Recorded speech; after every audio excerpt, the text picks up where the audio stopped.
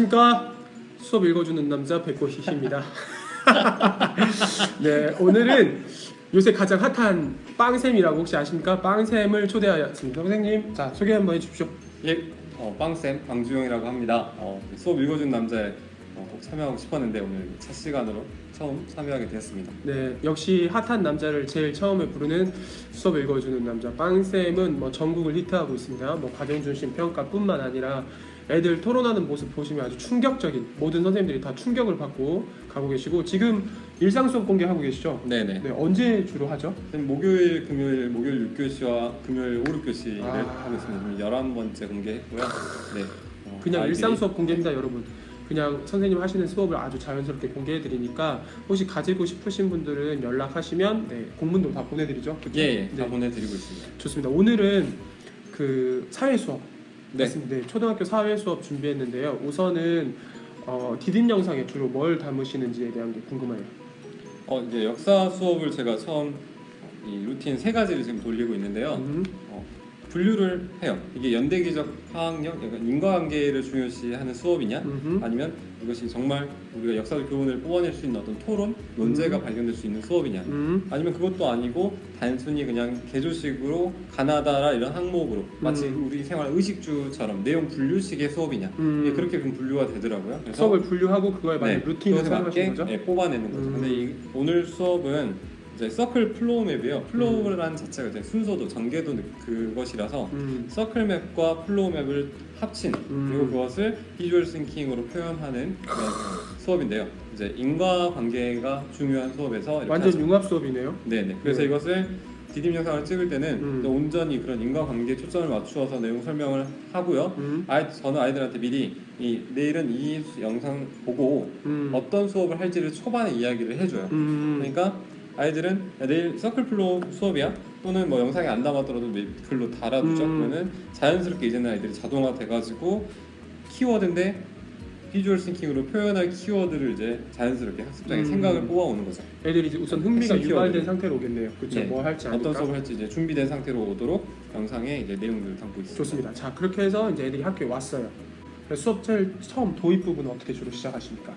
도입 부분은요, 그 학습장에 이제 KWL로 그냥 알던 것, 알고 싶은 것, 알게 된 것 이걸 정리를 해와요.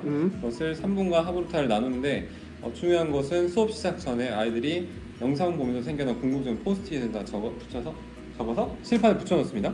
그럼 여기가 이제 보통 칠판 왼쪽에 공부할 문제랑 학습 순서가 있잖아요. 그쵸. 그 밑에 아이들이 붙여놓으면 3분 하브루타를 하는 동안 저는 그 포스트를 떼어서 보고 어떤 디딤 강의를 해줄지를 결정을 해요. 오늘 공부할 문제와 관련 없는 질문이라면 수업 후에 따로 개인적으로 해결해주고 있고요. 관련이 있는 중요한 거라면 아이들 하브루타 끝나고 모였을 때 짧게 2분간 총 이런 식으로 5분간 도입 활동을 하고 있습니다. 그러면 짝 하브루타는 3분, 네. 그다음에 선생님이 수업 도입 때 시작하는 디딤 강의 2분 정도 예. 하신다는 거죠? 오케이, 좋습니다. 그다음에 이제 본 활동으로 들어가서 네. 서클 플로우 맵이 지금 앞에 준비되어 있는데요. 서클 플로우 네, 보시면 서클 맵 저희가 보통 활용을 가운데 비워놓고 마지막 최종적으로 키워드를 뽑아낸 형태로 토의를 시키고 있는데요. 그쵸. 마찬가지로 이것도 비어있는 상태에서 시작을 합니다. 그런데 저는 전체적으로 큰 사건 4개만 준비를 해줘요. 그래서 여기는 419 이번에 한 수업이에요. 민주주의 과정 3시간을 한 번에 끝내버렸거든요. 1시간 했다는 것이 아니라 다른 시간 활용해서 이제 어쨌든 1시간은 연대기적 파악력만 해서 전체 이 민주주의 역사를 개관을 했는데 419, 516, 518, 6월 민주항쟁 여기까지 큰 4개의 사건을 줬어요. 그럼 이 각각의 처음에 서클 공간, 그 다음에 이 공간, 이 4개의 공간으로 역사가 1, 2, 3, 4 순서로 진행이 되는 거죠. 지금 419가 이쪽에, 네. 516이 이쪽에, 네. 518이 이쪽에, 6월 항쟁 이쪽에 있는 거죠? 예. 그런데 네, 이 아이들은 지금 플로우 맵에서 지금 화살표를 빼먹었는데 빼먹어도 상관없는 게 우리끼리는 약속이 돼 있어서 흘러간다는 걸 알고 있어요. 근데 이걸 보시면 전체적인 흐름이 이렇게 화살표로 여기서부터 시작이에요. 그러니까 1번 사건 쭉 가서 1, 2, 3, 4, 5, 6, 7, 8, 9, 10, 11, 12, 13, 14 이렇게 흘러가는 거죠. 오케이. 네. 네, 오케이. 아이들 키워드로 이렇게 키워드와 비주얼 싱킹으로 표현을 하는데 모든 것을 다 표현하라고 지도하지 않고요. 네네. 저는 순회 지도하면서 아이들끼리 모듈별로 생겨나는 약간 5개념, 역사들 조금씩 5개념이 생길 수 있어요. 인과관계에서 그런 부분들을 잡아주거나 하는데 아이들한테는 일종의 이걸 큐시트로 생각을 하라고 합니다. 큐시트. 다 담는 것이 아니라 네네. 다른 모둠이 와서 이걸 뭔가를 물어보는 시간이 있을 때 맵 결과가 끝나고요. 그때 누가 봐도 이 키워드를 보면 박정희에게 박정희가 등장해서 그 뒤에 어떤 일이 일어났는지를 설명할 수 있는 그 시작할 수 있는 단서만 제시해주는 키워드만 표현하도록 하고 있습니다. 오케이. 자, 보통 이렇게 완성하는 데는 몇 분 정도 소요됩니까? 이게 한 25분 정도 걸려요. 근데 생각보다 지금 많이 걸리네요. 저희 반 애들은 이걸 한 루틴 활동으로 한 6, 7번 하다 보니까 자동화가 돼서 20분 만에 끝내니까 15분이 남는 거죠. 5분, 20분, 25분, 나머지 15분 활동 또 다른 거 하는데 처음 적용할 때는 저도 이게 한 30분, 35분 꽉 찼어요. 아하. 아이들이 이제 이런 순서랄지 비주얼 싱킹 이런 것들이 다져진 상태로 적용해야 되는 수업이기도 합니다. 선생님들 주의할 점은 저희들이 말씀드리는 활동, 지금 예를 들면 오신 선생님들이 하는 활동들은 아무래도 루틴화돼서 아이들이 되게 잘 적응이 됐기 때문에 쉽게 하지만 선생님들 교실에서는 이렇게 되지 않아요. 그러니까 충분한 시간을 두고 천천히 진행하시는 게 되게 중요할 것 같고, 아무래도 이제 주영쌤 학교 반 애들은 그 주영쌤 스타일에 딱 맞춰져 있어서 굉장히 잘 진행이 되는 거니까 쌤들이 우리 반 왜 안 돌지? 당연한 겁니다. 이거를 그냥 우리 반도 다질될 거라고 생각하시면 안 되고 처음에 이제 이런 식으로 흘러가는구나 라는 느낌을 하시면 좋을 것 같습니다.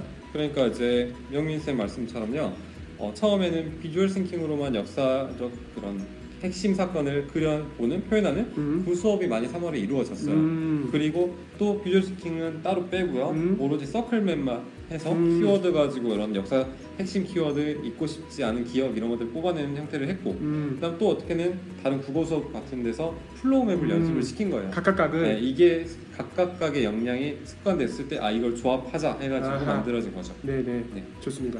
자, 이제 이렇게 해서 이제 정리가 됐어요. 네. 그리고 나서는 어떤 식으로 진행이 됩니까? 정리가 되면 이제 서클맵 장점이 최종 가운데 이제 키워드 토의를 하는 거죠. 그래서 이 부분에다가 이 역사 수업이 있기 때문에 저는 정서를 되게 중요하게 여겨요. 그래서 이 역사 사건에서 잊지 말아야 될 감정이 무엇일까? 그러니까 장기 기억을 연결시키기 위해 감정, 정서를 항상 자극을 해주거든요. 그래서 민주주의라는 단어를 이 모둠은, 그리고 아픔이라는 것을 잊지 않겠다고 한 거고요. 이 모둠은 독재라는 단어와 화났다는 분노의 감정을 잊지 않겠대요. 그러면 이 모둠별로 만들어낸 것은 아깝잖아요. 전체가 공유하게 해줘야죠. 그래서 칠판에 칠판 나누기로 게시도 하고 키워드를 제가 써줘요, 판서로. 그러면 이걸 이제 버블맵으로 자기 공책에 기록을 합니다. 간단하게 말씀을 드리면 이제 칠판 판서에는 이렇게 해줘요. 모든 수대로 이렇게 버블맵을 그리죠. 그리고 각 모둠의 키워드를 여기서는 뭐 민주주의, 아픔 뭐 이런 것들을 했었죠. 그러니까 이걸 2모둠 거, 3모둠 거, 4, 5 이렇게 키워드를 다 써줍니다. 판서 여기는 제가 적지 않아요. 아이들이 이 키워드에서 핵심 키워드를 뽑아가지고 자기 공책에다가 정리를 하고요. 그것을 공책을 돌려 읽어서 또 공유를 하고 마치는데요. 중요한 것은 1모둠은 자기 키워드를 사용하지 않습니다. 아하. 그래야지 다른 것들을 강제로 사용하게 함으로써 공유가 또 일어나거든요. 근데 여기서 끝나는 게 아니고요. 이게 한 20분 수업을 했잖아요. 네. 그리고 이제 이 키워드 뽑는 데까지, 공유하고 이거 하는 데까지 다 끝나면 7분 정도의 수업 시간이 남더라고요, 보통.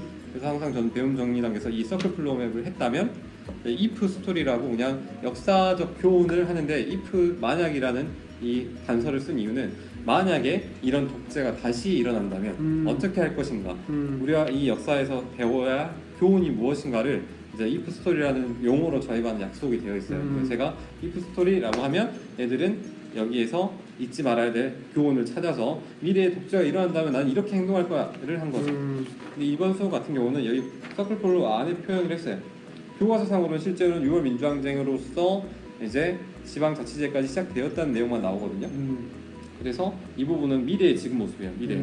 아이들이 이번 촛불 시위를 기억했나 봐요. 그래서 나는 독재가 일어난다면 평화적인 시위로서 촛불을 들고 참여하겠다라고 지금 표현을 한 거예요. 애들 실천의식을 강조한 거군요. 이번에는 이렇게 이미지로 했는데 평상시에는 if 스토리를 글로 써라고 했었거든요. 근데 이렇게 비주얼 싱킹으로 표현한 것도 나쁘지 않았습니다. 그럼요. 네. 그러면 그 if 스토리를 주로 학습지 이렇게 이 맵에다 같이 씁니까? 아니면 자기 노트에다 씁니까? 보통은 노트에 많이 쓰는데 이날은 공간이 활용이 이렇게 이렇게 된 거죠. 그럼 각자 자기 이프 스토리를 자기 노트에 쓰겠네요. 예. 자기 실천 의지를. 네, 맞습니다. 되게 좋은 것 같네요. 그러니까 역사적 사건을 통해서 플로우를 다 작화되고 그다음에 그걸로 자기가 어떤 교훈을 얻었는지 그리고 내가 어떻게 살아갈 건지에 대해서 정리해보는 그런 시간을 네네. 갖는 거죠. 이거 굉장히 좋은 것 같아요.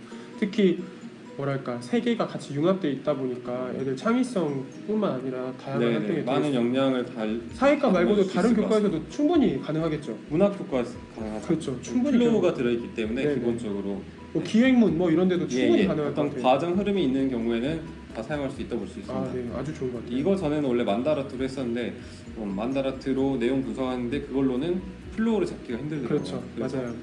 사실은 우리 빵쌤은 한 번으로는 끝나지 않아요. 아시겠지만 할 게 너무 많아요. 평가부터 노트 정리 뭐 할 게 너무 많아서 앞으로 계속 지속적으로 모실 거고 마지막 질문, 공식 네. 질문은 빵쌤에게 수업이란?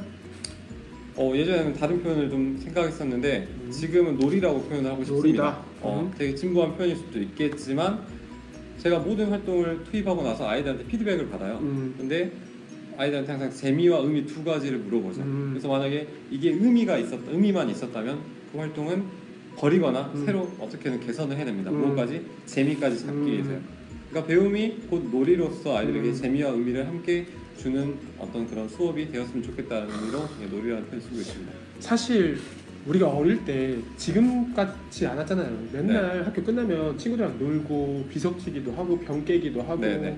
근데 요새 애들은 노는 문화가 없으니까 매일 스마트폰만 보고 있고 좀 안타까웠는데 교실 공간 자체가 놀이 공간으로서 살아나는 그런 곳을 만들고 싶다. 네, 그렇죠. 전 제 개인적으로 우리 방주영 선생님 굉장히 저희 지역에서는 연구사라고 불릴 정도로 연구에 굉장히 매진하시는 분이고 심지어 육아 중이세요. 육아 중이신데도 이렇게 하는 모습이 너무 존경스럽고 감사합니다. 우리 주영 쌤이 앞으로 광주 교육을 이끌어갈 차세대 선두주자가 될 거라고 믿습니다. 자, 오늘 나와주셔서 감사합니다. 예.